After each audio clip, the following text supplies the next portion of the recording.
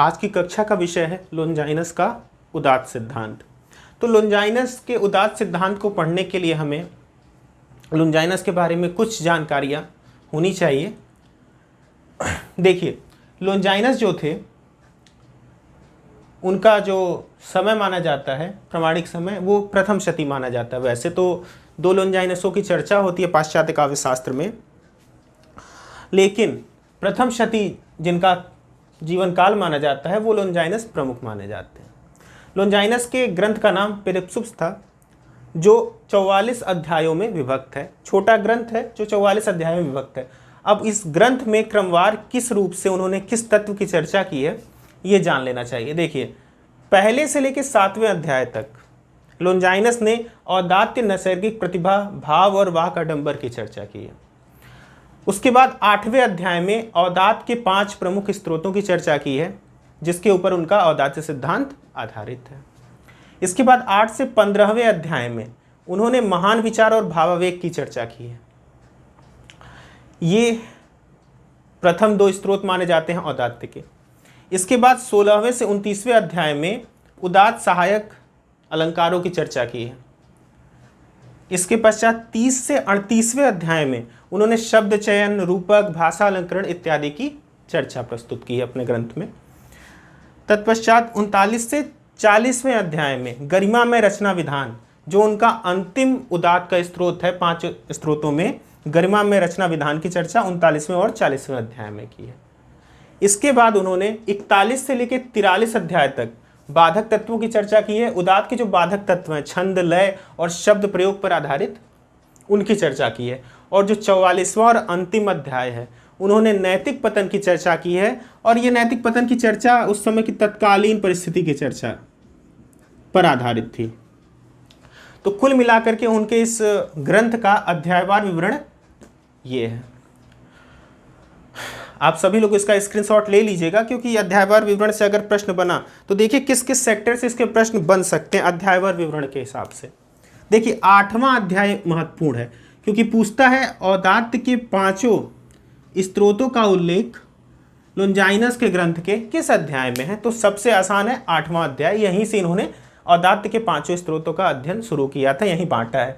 उसके बाद तो आप लाइन से याद कर लेंगे, 8 से 15वें अध्याय में प्रथम 2 स्त्रोत, 16 से 29वें में अलंकार स्त्रोत, उसके बाद 30 से 38 में भी अलंकरण का ही लेकिन भाषा संबंधी, और 39 से 40वें अध्याय में अंतिम स्त्रोत की चर्चा है।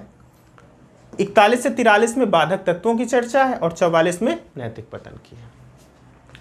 तो इसका आप स्क्रीनशॉट ले लीजिएगा, मैं इसको अब मिटा देता हूं। अब देखिए, लोंजाइनस जो हैं वो अरस्तु के बाद आने वाले आलोचक हैं, लेकिन इनकी बड़ी मान्यता है कि इन्होंने पाश्चात्य काव्यशास्त्र को नई दृष्टि प्रदान की। अब ये किस अर्थ में नई दृष्टि प्रदान करते हैं, इसको थोड़ा सा समझना आवश्यक है। उसके बाद इनकी औदात्य सिद्धांत पे तो चर्चा होगी ही। देखिए, जो लोंजाइनस हैं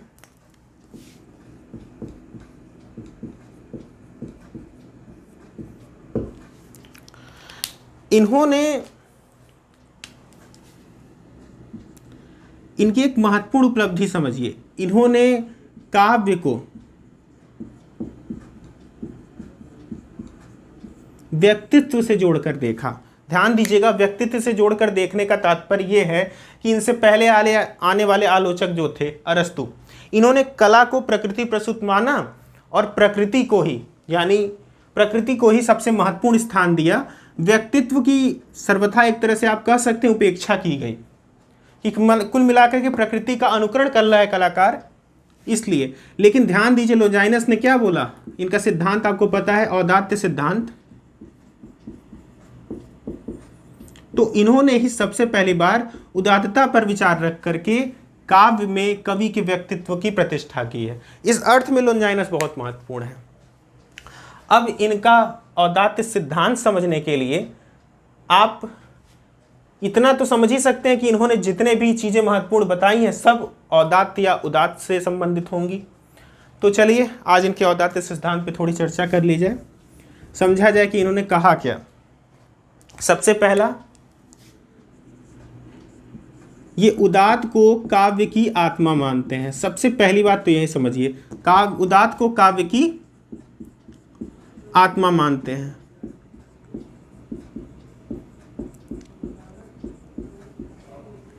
इससे पहले आने वाले आलोचक, अभी तक आपने जो पढ़ा है, उन्होंने क्या माना? अरस्तु ने अनुकरण को काव्य की आत्मा माना, लेकिन लोंजाइनस आते ही इसको क्या करते हैं? उदात को काव्य की आत्मा मान लेते हैं। दूसरी बात, इससे पूर्व जो आप आलोचक पढ़ रहे थे अरस्तु को, अरस्तु ने अपने ग्रंथ में अपने सिद्धांत की सूत्रात्मक व्याख्या की है। सूत्रात्मक व्याख्या कहने का मतलब ये है मेरी कि अरस्तु ने केवल शब्द दिए, आगे आने वाले व्याख्याताओं ने उसके अपने अपने अनुसार अर्थ बताए थे, जैसा कि आप पिछली कक्षा में पढ़े भी होंगे। लेकिन लोंजाइनस ने आ करके सूत्र की तरह अपना सिद्धांत नहीं प्रस्तुत किया, बल्कि अपने सिद्धांत पे विस्तारपूर्ण चर्चा की है। इन्होंने खुद अपना सिद्धांत प्रतिष्ठित कर दिया बहुत ही अच्छे ढंग से। बहुत आलोचकों की आवश्यकता इन्हें नहीं पड़ी, कुल मिलाकर के व्याख्याताओं की जरूरत नहीं थी, इन्होंने खुद ही अपने सिद्धांत की भरपूर व्याख्या की है। अब अगली बात,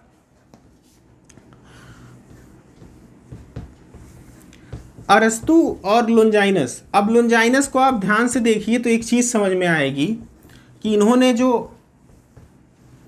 उदात्त सिद्धांत या औदात्य सिद्धांत प्रस्तुत किया, उसके लिए एक वर्ड आता है सबलाइम। उदात्त के लिए जो वर्ड आता है सबलाइम, सबलाइम का अर्थ है ऊपर उठना या ऊपर ले जाना।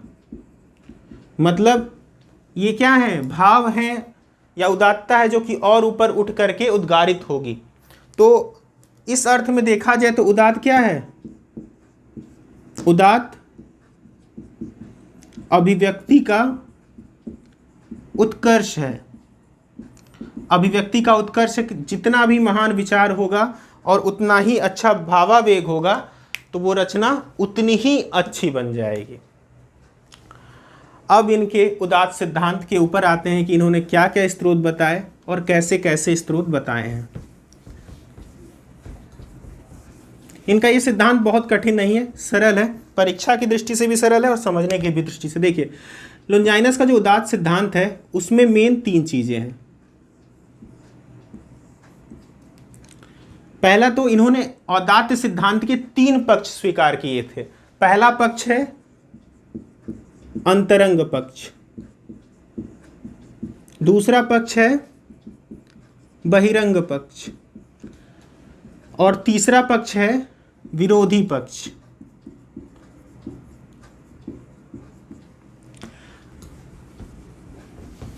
आपका जो सबसे पहला पक्ष है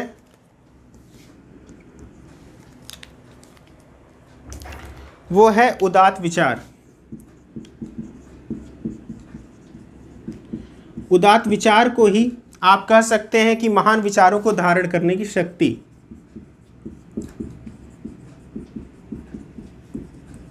को धारण करने की शक्ति।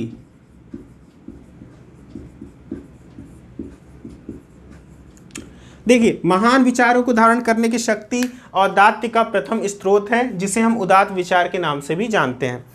देखिए, इन्होंने सीधे सीधे ये कहा कि कोई भी कवि बिना महान विचारों को धारण करने की शक्ति रखे बिना अच्छे काव्य का सृजन नहीं कर सकता। मतलब क्षुद्र मानसिकताओं वाला व्यक्ति कभी भी कोई अच्छा काव्य नहीं लिख सकता। तो ये प्रतिभा नैसर्गिक होती है। ध्यान दीजिएगा, ये कैसी प्रतिभा है? नैसर्गिक, मतलब व्यक्ति में ये जन्मजात होगी, अपने से होगी, इसको बनाना नहीं पड़ता, बल्कि ये स्वयं होती है। मतलब महान व्यक्तियों में ही महान विचार आ सकते हैं, इसका मूल अर्थ ये होता है। मतलब जो व्यक्ति महान होगा उसकी रचना स्वभावतः स्वयं महान होगी। जब आप महान विचार को धारण करने की शक्ति रखते हैं तो आपके में क्या होना चाहिए? उचित भावावेग। जब आप रचना करने बैठे तो आपके में क्या होना चाहिए? उचित भावावेग। मतलब भावों और संवेगों का उत्कृष्टतम अभिव्यक्ति। कहने का मतलब ये है, जब आपके अंदर महान विचारों को धारण करने की क्षमता है तो दूसरा जो नैसर्गिक तत्व होगा, मतलब जन्मजात तत्व होगा या अंतरंग पक्ष होगा, वो होगा भावावेग, मतलब भावों और संवेगों का उत्कृष्टतम अभिव्यक्ति करने का स्वरूप। तो कहने का मतलब ये है कि ये जो बड़े कलाकार होते हैं उनके अंदर महान विचारों को धारण करने की शक्ति के साथ साथ भावावेग होगा, मतलब वो अपने भावों को, प्रबलतम भावों को उद्गारित करने की क्षमता रखते हैं। बस ये समझिए कि ये जो प्रमुख दो स्रोत हैं प्रारंभिक, ये दोनों नैसर्गिक हैं, कलागत न हो करके अंतरंग तत्व हैं। अब जो तीसरा इन्होंने, ये दो के बाद जो उन्होंने तीसरा स्रोत बताया अलंकरण नियोजना, उसके विषय में थोड़ी सी बात समझने वाली ये है कि जो अलंकरण नियोजना तीसरा तत्व है, नियोजन, इन्होंने बताया कि जो अलंकरण करना है, यानी कि जो अलंकार काव्य में आना चाहिए, वो पाठक को पता नहीं लगना चाहिए कि इस अलंकार का प्रयोग हुआ है। इसका अर्थ आप समझ सकते हैं। देखिए, पाठक को पता न लगने का अर्थ ये है कि वो अलंकार कैसा लगे, सहज और स्वाभाविक लगे। कुल मिलाकर के आप इतना से समझिए कि वो अलंकार सहज और स्वाभाविक लगना चाहिए, कहीं से भी नहीं लगना चाहिए कि उस अलंकार को वहां पे रखा गया है या जबरदस्ती प्रयोग किया गया है। अलंकारों का प्रयोग अपनी रचना में सहज और स्वाभाविक रूप से करना चाहिए। वो किसी भी अर्थ में ये प्रकट न हो कि उस अलंकार को बाहर से लाके रखा गया है। इस अलंकरण नियोजन के अंतर्गत उन्होंने कुछ अलंकारों की चर्चा भी की है, जैसे प्रश्नोक्ति, विपर्यय, समासोक्ति,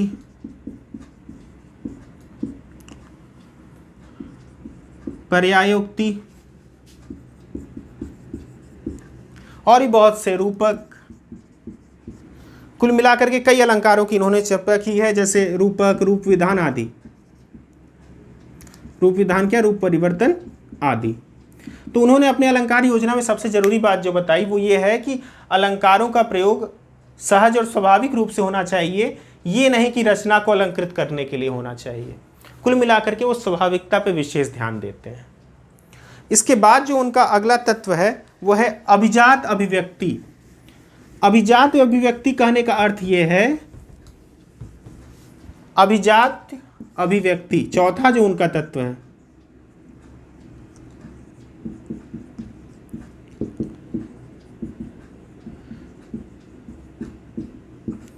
अभिजात अभिव्यक्ति को आप ऐसे समझिए कि एक प्रकार से उत्कृष्ट भाषा की बात हो रही है। उत्कृष्ट भाषा कहने का तात्पर्य भाषा का प्रयोग आपको कैसा करना है। यहां से आप एक बात समझिएगा, उत्कृष्ट भाषा या अभिजात अभिव्यक्ति, अगर कोई आलोचक बोल रहा है कि मेरी रचना में अभिजात अभिव्यक्ति हो या उत्कृष्ट भाषा का प्रयोग हो, तो एक बात तो समझ के आती है, वो ग्राम्य भाषा का क्या है, विरोधी है। मतलब इन्होंने ये कहा होगा, या आप समझ सकते हैं कि ये ग्राम्य भाषा को स्वीकार नहीं करते, बल्कि कैसा, अभिजात अभिव्यक्ति या उत्कृष्ट भाषा। तो ये कई अर्थों में कुछ आलोचकों से विरोधी भी होंगे। आप जब आगे स्वच्छंदतावादी रचना पढ़ेंगे तो आपको जरूर समझ में आएगा आलोचक कि उन्होंने, कई आलोचकों ने ग्राम भाषा का प्रयोग को स्वीकृति दी है, लेकिन इन्होंने अभिजात अभिव्यक्ति को स्वीकृति प्रदान की है। अब ये अभिजात अभिव्यक्ति या उत्कृष्ट भाषा के अंतर्गत ये बताना चाहते हैं कि कोई भी जो भाषा हो वो भव्यता, सौंदर्य, गरिमा, श्रेष्ठता आदि गुणों से युक्त हो, लेकिन भव्य बनाने के लिए, सुंदर बनाने के लिए, उत्कृष्ट बनाने के लिए कभी ऐसा नहीं करना चाहिए कि शब्दों का जबरदस्ती या भाषा का जबरदस्ती प्रयोग। इन्होंने एक बहुत ही अच्छा उदाहरण दिया था कि किसी बालक को, मतलब किसी छोटे बच्चे को बड़ा सा मुखौटा नहीं पहनाना चाहिए। इसका अर्थ अगर आप समझ जाएंगे तो आप इनका उत्कृष्ट भाषा प्रयोग भी समझ जाएंगे। कोई बालक हो, उसको बड़ा मुखौटा नहीं पहनाना चाहिए, वो अच्छा नहीं दिखेगा। कहने का मतलब जो जिस प्रकार का है उसको ज़बरदस्ती और ज़्यादा बढ़ा चढ़ा करके नहीं दिखाना चाहिए, बल्कि भाषा संयत होनी चाहिए। जैसे कि उन्होंने अलंकार के विषय में सहज और स्वाभाविकता की बात की थी। ठीक, अब अंतिम तत्व ध्यान दीजिएगा, जो आपने प्रथम 4 तत्व पढ़े, पहला उदात्त विचार, दूसरा भावावेग, तीसरा अलंकार नियोजना, चौथा अभिजात्य अभिव्यक्ति, ये चारों तत्वों को समाहित करने वाला जो तत्व है उसी को कहते हैं गरिमामय रचना विधान। वो जो 5वां तत्व है वो इन चारों तत्वों को समाहित करता है। जब आपके अंदर वो चारों क्वालिटियां होंगी तो आपको बस समाहित करने की क्षमता और आनी चाहिए, गरिमामय रचना विधान।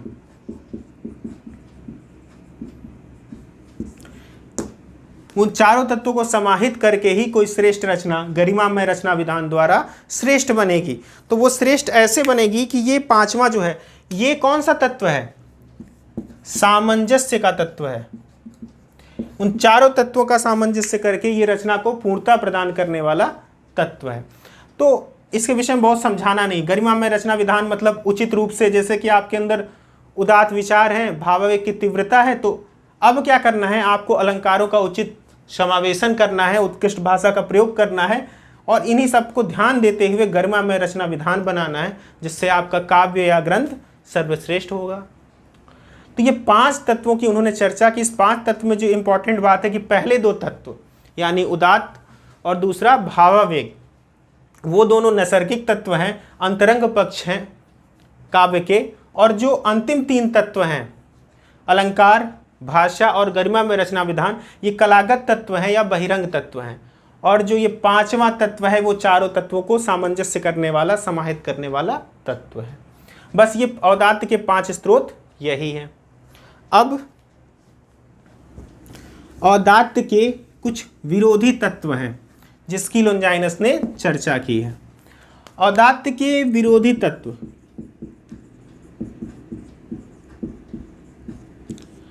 तो ध्यान दीजिएगा, मैं आपको सभी विरोधी तत्वों के विषय में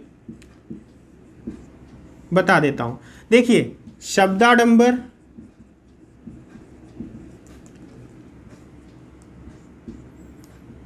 वालेयता,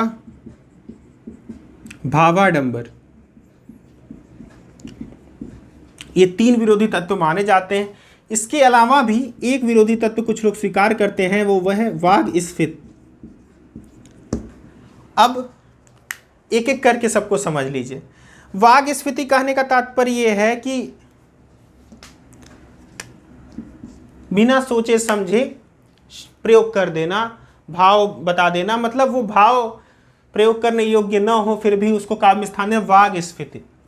और शब्दाडंबर मतलब उचित शब्दों का प्रयोग न करना। वालेता मतलब होता है बचकानापन। बचकानापन मतलब बच्चे जिस प्रकार बिना सोचे समझे कुछ भी बोल सकते हैं, वैसे किसी कवि या महान कलाकार को वालेता से बचना चाहिए। और भावाडंबर, जबरदस्ती के भावों का प्रयोग न करना। ध्यान दीजिएगा, शब्दाडंबर में एक बात आती है अतिशयोक्ति की। जब व्यक्ति या कवि अतिशयोक्तिपूर्ण रचना करने लगता है तो वो शब्दाडंबर वाली हो जाती है। और भावाडंबर में एक बात आती है या वालेता में, आप लोग विरोधी तत्वों में ये 4 विरोधी तत्व जानते हैं। इसी तरह एक विरोधी तत्व होता है जो कि आप बिहारी की कविताओं में पाते हैं, ऊहात्मकता। ये विरोधी की कविताओं में पाया जाता है। तो ये भी क्या है, एक तरह का विरोधी तत्व है जो कि आप भावाडंबर के अंतर्गत रख सकते हैं। तो ये 3 या 4 मतलब आप 3 मुख्य हैं, शब्दाडंबर, वालेता और भावाडंबर।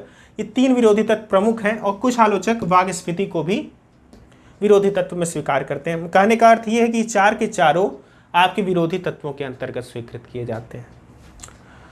तो इसके बाद अब आपके लिए जो प्रश्न बाकी बन सकते हैं, देखिए आपने अभी तक जो बातें समझी हैं उसमें औदात्त सिद्धांत में 5 प्रमुख स्रोत हैं।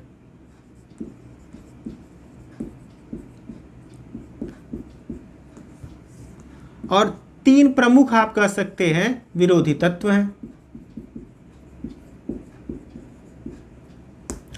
इस 5 प्रमुख स्रोतों में पहले 2 अंतरंग पक्ष हैं और अंतिम के 3 बहिरंग पक्ष हैं। पहले 2 नैसर्गिक पक्ष हैं, अंतिम के 3 कलागत पक्ष हैं। और तीन प्रमुख विरोधी तत्वों में शब्दाडंबर, भावाडंबर और वालयता आता है, और साथ साथ स्वीकार किया जाता है वाग स्फीति। वैसे वाग स्फीति को आप शब्द के अंतर्गत भी स्वीकार कर सकते हैं। अब बात आती है कि ये कैसे आलोचक हैं। अभी तक मैंने आप इनके सिद्धांत के विषय में बताया, अब कुछ ये जान लीजिए कि आलोचक कैसे हैं। असल में आप इनको कई रूपों में पाएंगे। कई रूपों में पाने का मतलब है लोंजाइनस अभिरुचि से, मतलब अपनी पसंद से शास्त्रवादी आलोचक हैं, मतलब नियम कानून परंपरा आदि को मानने वाले। आप दूसरे रूप में मनोदशा से, अगर इनकी वर्णन करने की मनोदशा से इनको लेकर के चलेंगे तो ये कैसे आलोचक दिखेंगे आपको, थोड़ा सोचिए तो आप बताने लायक भी होंगे। रोमांटिक या स्वच्छंदतावादी आलोचक।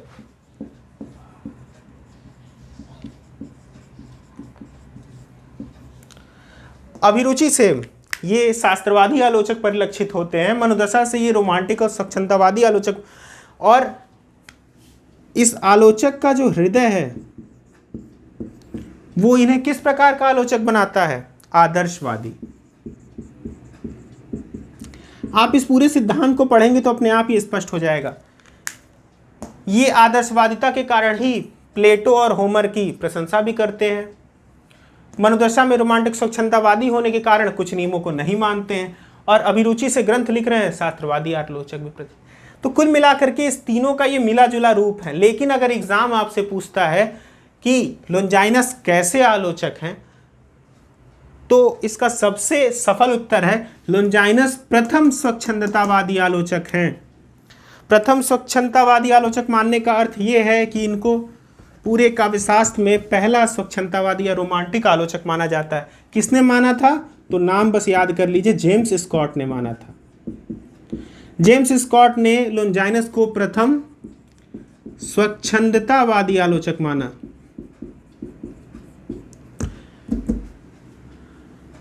तो ये पॉइंट इंपॉर्टेंट बनता है पेपर की दृष्टि से कि जेम्स स्कॉट ने किसको प्रथम स्वच्छंदतावादी आलोचक माना, तो लोंजाइनस। किसने माना, तो जेम्स स्कॉट ने।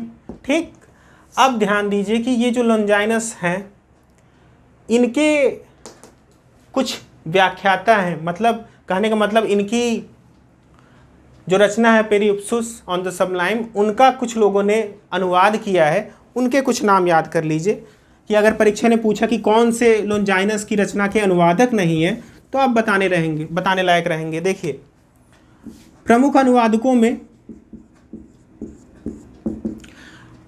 अनुवादकों में आपके आते हैं 5 रीड महोदय, 5 हो गए रीड महोदय, प्रिकर्ड और डोर्स महोदय। 5 महोदय, रीड, प्रिकर्ड, डोर्स और मोमसन। ये 5 प्रमुख इनके व्याख्याता नहीं, क्षमा कीजिएगा, अनुवादक माने जाते हैं। 5 रीड, प्रिकर्ड, डोर्स और मोक्सन महोदय, ये 5 लोग इनके अनुवादक के रूप में माने जाते हैं। वैसे इनकी जो पहली रचना थी, मतलब जो पहला अनुवाद सामने आया था, वो 1554 के आसपास आया था। तो अब इसके बाद कुछ और बातें। देखिए, लोंजाइनस में इतना ही है, लेकिन अगर आपसे कभी कोई पूछ दे या परीक्षा में ही पूछ दे कि लोंजाइनस किस भारतीय मत के समीप हैं, जैसे कि मैंने पिछली कक्षाओं में अरस्तु को कुछ मतों के समीप बताया, उनके कुछ सिद्धांतों को, इसी तरह लोंजाइनस भी कुछ भारतीय मतों के समीप हैं। जब लोंजाइनस उदात्त विचार, भावावेग,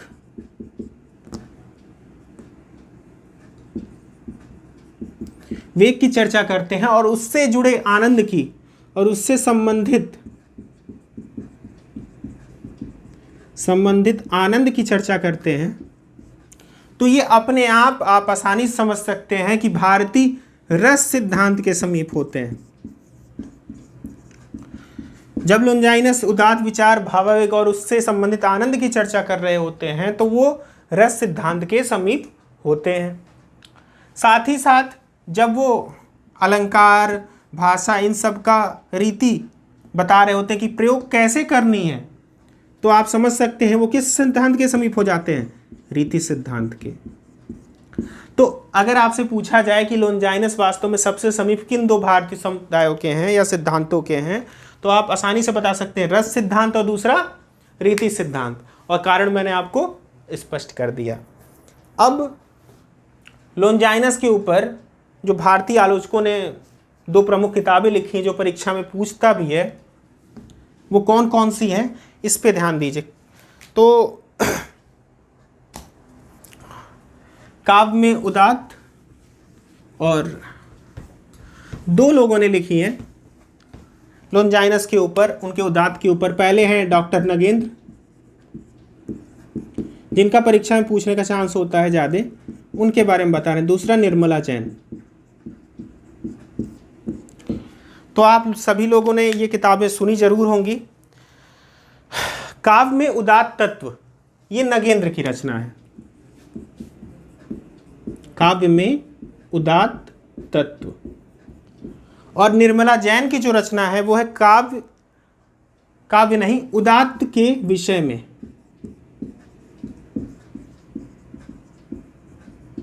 देखिए, डॉक्टर नगेंद्र की जो लोनजाइनस संबंधी रचना है वो है काव्य में उदात्त तत्व, और निर्मला जैन की उदात्त के विषय में। डॉक्टर नगेंद्र ने ही लोनजाइनस का हवाला देते हुए एग्जाम्पल लिखता था कि क्षुद्र मानसिकताओं का व्यक्ति कभी भी कोई महान रचना नहीं कर सकता। अगर ये कभी एग्जाम में पूछे तो किस किताब से लिया गया है, तो वह है काव्य में उदात्त तत्व। ठीक, अब कुछ और बातें कर ली जाएं। देखिए, अब एक छोटा सा और टॉपिक है। लोनजाइनस ने 5 प्रमुख स्रोतों की चर्चा की है, विरोधी तत्वों की चर्चा की है। लोनजाइनस के अनुवादक मैंने आपको बताया, किस सिद्धांत से समीप है ये बता दिया। किसने किसने इनके ऊपर जो प्रमुख किताबें लिखी हैं उनका नाम।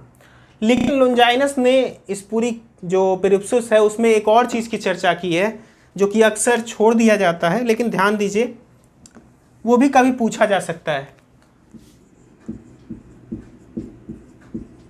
कल्पना और बिंब। अब लोनजाइनस ने इसकी चर्चा कैसे की है, तो ध्यान दीजिएगा, ये दोनों उदात्त के पोषक तत्वों के रूप में लोनजाइनस ने चर्चा की है। उदात्त के पोषक तत्व के रूप में।